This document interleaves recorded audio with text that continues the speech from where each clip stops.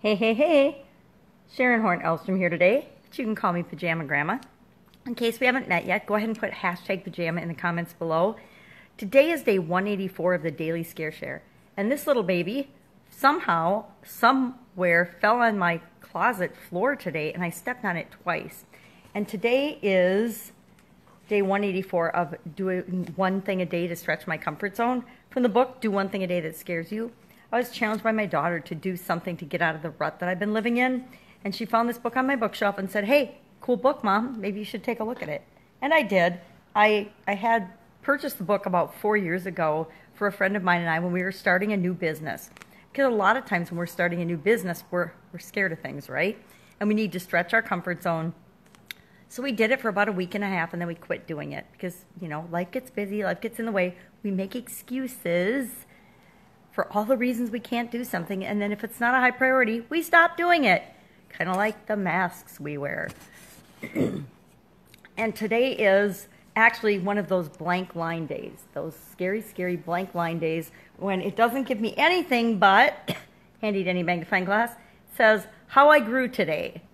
And guess what? Tomorrow's is how I grew today too. And then a bunch of blank lines.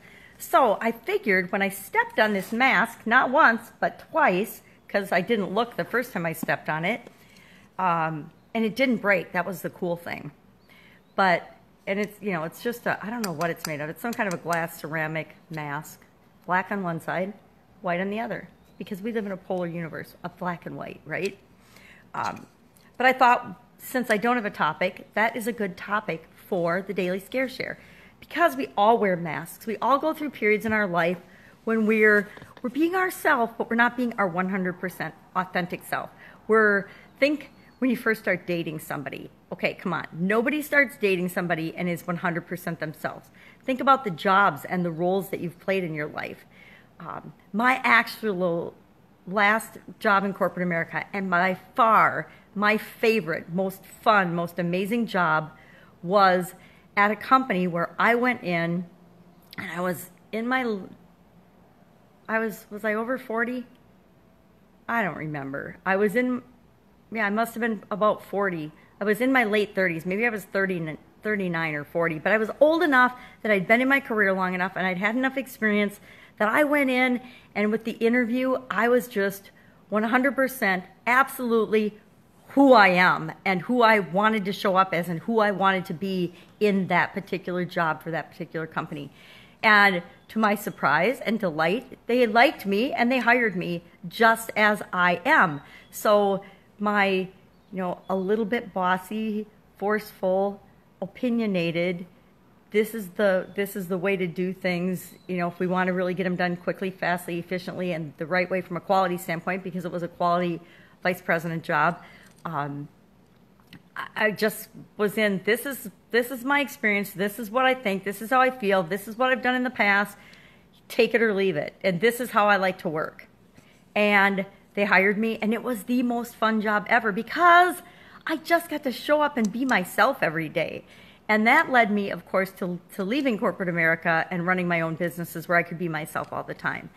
But I had not realized up until that job and that point, and I'd had gosh, I don't know, I'd had at least 5 or 10 jobs. 5 corporate jobs from graduating from college since then. And I don't know how many other jobs prior to that, at least another handful, before I realized that it was 100% okay to just be me. And I like to think that I haven't really looked back since then, because it is so much more fun to be who you really are and to be consistently with who you are. Now, that doesn't mean if you're an a-hole that you just get to keep being an a-hole, because let's be honest, nobody wants that. Nobody wants to get along with that. If you want to be a curmudgeon-y jerk, then you should probably be a curmudgeon-y jerk at home, but not to other people. Be as curmudgeon-y as you want to yourself, but don't be that way to other people. There's no reason to ever be unkind or mean to other people. And if you are, guess what? That's just showing the world that you're probably very unkind and very mean to yourself, and that you really don't like yourself very much, and that you've got low self-esteem. People that are angry and mean to other people, it's not because of the person they're being mean to, it's because of their own lack of self-love. And I don't know how come everybody doesn't know that, but we take it personally when people are mean to us. I had a hater about a month ago, my first hater, and I was like, woohoo, I've got a hater. I mean, my first inclination was, oh my gosh, that person's hating on me. And then my second thought was, when I realized, oh my gosh, I have a hater, that's awesome. That's not about me, that's about that person. But that's awesome because that means I'm making a difference. And even if I'm making a difference in one person's life because they don't like me, I'm still making a difference because I'm showing them how they don't want to be. They don't want to be happy and positive and have fun and show masks on their Facebook Lives. So today, what is one mask that is no longer serving you that you can slough off? I'm not going to throw this because I would probably break it. I stepped on it twice and didn't break it, which was probably very fortuitous, but it is kind of pretty, so I don't really necessarily want to break it. So I won't throw it, but pretend I'm throwing it when I say slough off that mask. I sloughed off the stoic corporate America, you have to be a certain way if you're going to be a successful woman in corporate America mask, and I just was myself, and that's one of the most powerful masks I've ever let go of. The other one was the perfect wife. I got divorced because I had made a wrong choice. Great guy, not for me. Sloughed off that mask.